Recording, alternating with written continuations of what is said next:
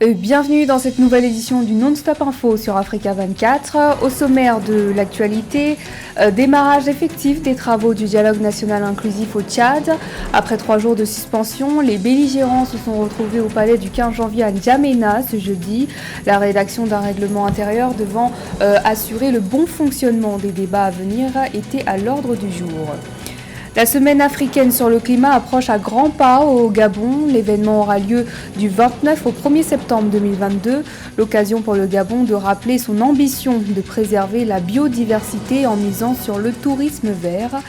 Et enfin, la Chine a annulé la dette de 17 pays africains. Une annonce faite le 18 août dernier par le chef de la diplomatie chinoise Yang Yi.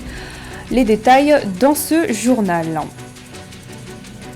Mais d'abord, les résultats provisoires des élections générales angolaises sont tombés ce jeudi. Selon les chiffres annoncés par la commission électorale, le mouvement populaire de libération de l'Angola l'emporte avec 51,7% des voix contre 44,5% pour le parti adverse l'Union nationale pour l'indépendance totale de l'Angola. C'est le plus faible score obtenu par le parti au pouvoir depuis la fin de la guerre civile en 2002. En ce qui concerne les élections législatives, le MPLA dirigé par João Lourenço dispose désormais de 124 députés au Parlement, tandis que l'UNITA d'Adalberto Costa Junior n'en a que 90. Des résultats qui contraignent les deux partis à composer ensemble, la majorité absolue au Parlement ayant été perdue par le MPLA. Un nouveau partenariat économique entre le Japon et l'Afrique, c'est le souhait qu'a exprimé le ministère des Affaires étrangères du Japon à l'aube de la 8e conférence internationale de Tokyo sur le développement de l'Afrique. Une conférence qui se tiendra ces 27 et 28 août à Tunis et à l'occasion de laquelle plus de 81 projets d'investissement dans le secteur privé seront dévoilés. 5000 participants dont 30 chefs d'État et de gouvernement y sont attendus. Notons qu'en marge du sommet, un forum économique réunissant des hommes d'affaires est prévu, ainsi que des événements parallèles associant la société civile autour de l'inclusion des femmes et l'innovation. Au Tchad, après l'ouverture officielle du dialogue national inclusif qui a eu lieu le 20 août 2022 à N'Djamena, la première journée des assises s'est tenue ce mercredi 24 août 2022. Un démarrage délicat marqué par quelques divergences. Les parties prenantes ont 3 mois pour paver la voie d'un retour à l'ordre constitutionnel. Mahamad Ramadan.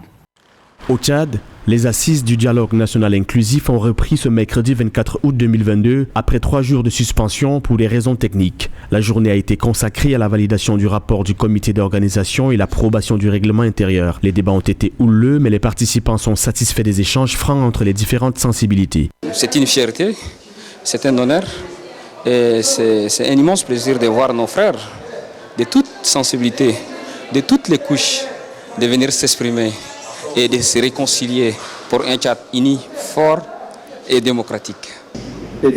Les participants ont regretté l'absence de certaines organisations de la société civile et certains mouvements politico-militaires qui hésitent encore à rejoindre le dialogue national inclusif. Ils ont lancé un appel patriotique et de réconciliation nationale à l'endroit de tous les Tchadiens de l'intérieur et de la diaspora au profit de la refondation des institutions de la République. Tous ces Tchadiens qui ont leur avis dans ce Tchad de demain, je prie Dieu le Tout-Puissant d'injecter dans leur cœur un sens patriotique et qu'ils acceptent de revenir, partager, discuter avec tous les Tchadiens ici pour que nous allons trouver une issue de compréhension, une issue de développement, un Tchad unifié.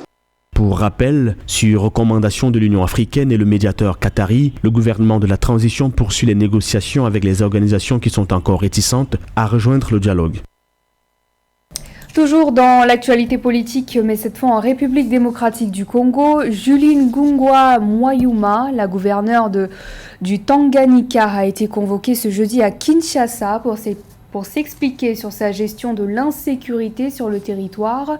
Élue en mai 2022, la gouverneure a dû faire face à de grandes problématiques liées à l'insécurité et qui remuent le territoire depuis son investiture, notamment l'enlèvement de plusieurs enfants à Kalemi et retrouvés quelques jours après dans la province du Sud Kivu, ou encore les Bantous et les Tois qui s'affrontent à Moba.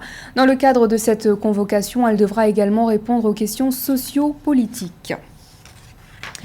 L'écotourisme est au rendez-vous au Gabon. La vision du pays s'enracine davantage dans la préservation de la biodiversité afin de devenir une référence en Afrique en la matière.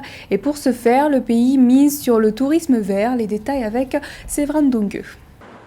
Le Gabon fait de l'écotourisme un facteur de préservation de la biodiversité, élément essentiel à la lutte contre les changements climatiques. Avec 13 parcs nationaux pour environ 11% du territoire national et une vingtaine d'aires protégées marines dont 9 parcs marins et 11 réserves aquatiques pour 26% de l'espace aquatique, le pays veut prêcher par l'exemple en matière de protection de la biodiversité. Nous, on est parti sur une vision de maintenir notre biodiversité pour le transformer en crédit carbone, et c'est en train de payer déjà. C'est un exemple qu'on est en train de démontrer au monde entier et c'est en train de payer. On ne va pas s'arrêter là parce que non seulement on veut faire école pour les autres pays tropicaux en matière de préservation de la biodiversité, mais en plus on a envie d'être vraiment l'exemple, le numéro 1, et je pense que le président de la République s'est engagé pour cette démarche. Au-delà de la lutte contre les changements climatiques, le Gabon envisage de booster ses revenus grâce à ses infrastructures écotouristiques en faisant de la gestion de la biodiversité une source de création d'emplois et un moteur de croissance économique. En fait, c'est un problème de gestion de la biodiversité, gestion de l'économie. On veut être les leaders, et ça c'est un engagement du président, les leaders en Afrique centrale en matière d'écotourisme. Nous avons l'intention de développer aussi une économie à l'échelle locale autour des parcs nationaux avec les populations locales, développer une économie qui va passer sur l'artisanat, sur le tourisme communautaire. Donc c'est en fait une stratégie de développement économique que nous avons mis en place autour de cet engagement qui est aussi un engagement mondial avec les aspects climat et carbone. Première en Afrique centrale et troisième en Afrique de l'indice de performance environnementale IPE, publié en 2020, le Gabon vise le leadership de la région Afrique centrale en matière d'écotourisme. Le pays accueille du 29 au 1er septembre 2022 la semaine africaine sur le climat. Dans l'actualité économique, la dette relative à 23 prêts contractés par 17 pays africains et arrivée à échéance à la fin de l'année 2021 a été annulée par la Chine. Le chef de la diplomatie chinoise Yang Yi l'a annoncé récemment à l'occasion d'une réunion de coordination de la coopération sino-africaine.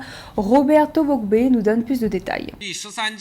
23 prêts accordés à 17 pays africains et arrivés à échéance à la fin de l'année 2021 sont purement et simplement annulés. Selon certaines sources, il s'agit d'importants montants estimés à des milliards de dollars. Premier créancier de l'Afrique, la Chine s'était déjà engagée par le passé à des opérations de restructuration de dettes au Congo, en Angola ou encore dernièrement en Zambie. La Chine a été humaniste à ce niveau-ci, c'est-à-dire au lieu de se retrouver comme certains pays occidentaux qui font en sorte qu'un pays rembourse une dette 10, 15, 20 fois, elle estime que non, elle a déjà eu ce qu'elle voulait et elle peut maintenant brandir autre chose maintenant qui de ce point de vue va susciter l'adhésion des États africains. C'est un peu d'humanisme dans le business, mais la Chine a récupéré ce qu'elle devait récupérer et a laissé à la disposition de ces États africains l'infrastructure souhaitée.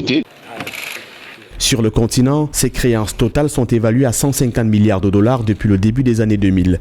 La Chine a intensifié ces dernières années ses investissements sur le continent. Les États africains devraient lancer en 2020, en pleine pandémie de Covid-19, un appel aux partenaires internationaux pour procéder à l'annulation de leurs dettes afin de permettre aux économies africaines de faire face à la crise économique créée par la pandémie. La générosité chinoise, mise entre guillemets ici, ne cache rien du tout à mon sens. En fait, c'est que les Chinois estiment que, ayant déjà eu l'essentiel, la Chine veut simplement augmenter sa présence. Donc, au lieu de se balader encore avec cette queue de dette qui ne rapporte rien aux Chinois, la Chine estime qu'il faut tourner la page et passer à autre chose. Cette annulation de la dette par la Chine est une véritable bouffée d'oxygène pour les États africains. Cependant, le geste reste très modeste comparé aux investissements chinois globaux en Afrique. Jusqu'ici, le pays était l'un des plus gros créanciers du continent, notamment dans des pays comme Djibouti, la Guinée ou le Cameroun. Un smartphone pas comme les autres, multilingue et 100% ivoirien, OpenG, c'est le nouveau gadget conçu par Alain Capo-Chichi, fondateur et inventeur de ce smartphone, dont le but est d'améliorer l'accès au numérique pour plus de la moitié de la population qui a du mal à lire et à écrire. Anthony Atangana nous fait découvrir cette innovation. Et si le numérique prenait une nouvelle tournure en Afrique et plus précisément en Côte d'Ivoire ? C'est dans ce pays d'Afrique de l'Ouest qu'est apparu un smartphone pas comme les autres, un smartphone nommé OpenG, capable de comprendre les commandes vocales et de répondre dans 16 langues des 60 parlées en Côte d'Ivoire, dont le Dioula, le Sénoufo et le BT. Entre enthousiasme et satisfaction, cette initiative 100% made in Côte d'Ivoire est très appréciée par la population qui voit en ce tout nouveau projet à la fois une fierté nationale mais également l'avenir de l'Afrique tout entière. Ce téléphone présente de nombreux avantages car il parle les langues locales. C'est pourquoi je dis que c'est bien. Il existe de nombreux types de téléphones différents, mais celui-ci est particulier car il parle d'autres langues. Et j'aime ça. J'ai vu le design, ça m'a plu. Non seulement cela, il faudrait que tout et chacun, comme Ivoirien, doit les accompagner. Parce que ça va évoluer. Mais pour évoluer, il faut un capital. Et c'est lourd. Il faut que les Ivoiriens s'approprient cette initiative. Parce que c'est un début. Mis en vente en juillet dernier, ce tout nouvel appareil contient une série d'applications toutes accessibles grâce à une plateforme similaire à celle de Siri chez Apple ou Alexa chez Amazon et avec laquelle les utilisateurs peuvent désormais lancer des fonctions basiques telles que l'envoi d'appels ou SMS ou même lancer des transferts d'argent mobile en parlant tout simplement dans leurs dialectes locaux. Alain Capo-Chichi, fondateur et inventeur de l'OpenG, a vu ses parents analphabètes lutter pour utiliser convenablement un smartphone et pour lui, ce téléphone est essentiel pour le futur économique et social de la Côte d'Ivoire. Ce que nous on apporte désormais, c'est qu'on n'a plus besoin d'alphabétiser les gens. On n'a plus besoin de leur apprendre à lire et écrire. On a besoin seulement de les prendre tels qu'ils sont et de les insérer donc dans la vie économique. Et donc ça fait un développement important parce que désormais, je parle simplement, j'envoie de l'argent à quelqu'un, je parle simplement, je gère mon activité économique, je parle simplement et je peux savoir qu'est-ce qu'on m'a remis à lire et écrire. Donc, ça facilite la vie. Et donc, pour un État comme la Côte d'Ivoire, c'est l'implication de tous ces fils pour pouvoir donc gérer le pays. Selon les développeurs de l'OpenG, ce sont pas moins de plusieurs milliers d'unités qui ont déjà été vendues sur le marché ivoirien en à peine quelques mois. Preuve que cette toute nouvelle technologie, appréciée de tous, devrait permettre un meilleur accès numérique dans tout le pays. Et enfin, hommage aux captifs déportés africains au Bénin. Le 23 août dernier s'est tenue l'édition 2022 de la journée commémorative internationale du souvenir des Noirs, de la traite négrière et de son abolition à Ouidah, sur la côte ouest du Bénin. L'événement annuel a pour but de rassembler les Béninois ainsi que les Afro-descendants afin d'arpenter les sites mémoriels de la traite négrière. Mélo Ounou nous donne plus de détails. Chaque année, des Afro-descendants et Africains remémorent l'histoire de la terre de leurs ancêtres, déportés par l'esclavage à Ouidah, cité historique située sur la côte ouest du Bénin. Ceci grâce à la découverte des sites historiques de la route de l'esclave à Ouidah. Pour renouer avec l'histoire de la terre de leurs ancêtres réduits en esclavage, des Afro-descendants et artistes musiciens du mythique groupe Foyalais, Tambou Bokanal, ont parcouru plus de 8000 km pour Ouidah afin de rendre hommage aux captifs et déportés africains de la traite négrière dans le cadre de la célébration de la Journée internationale du souvenir de la traite négrière et de son abolition édition 2022. Après un spectacle de danse en hommage à leurs ancêtres esclaves, ils effectueront un atelier de brassage culturel avec des groupes musicaux de Ouidah. Il est très important de revenir à la source. Pendant longtemps, on nous a dit que c'était la source, nous n'étions jamais venus. Maintenant, nous sommes venus, nous avons mis les pieds au Bénin, on a compris, on s'est compris et effectivement, nous étions attendus. Nous avons dit pardon, nous avons obtenu des pardons. Ce 23 août 2022, à la plage de Ouidah, s'est tenue la Journée internationale du souvenir de la traite négrière et de son abolition. Une initiative portée par l'association C'est-Comme 23 et ses partenaires qui vise à engager un processus de renaissance, de réparation et de rassemblement des Afro-descendants. L'un des objectifs de notre association C'est-Comme 23 est de rassembler les Béninois, les Afro-descendants et tous ceux qui sont acquis à cette cause sur les lieux de mémoire de Ouida pour communier ensemble.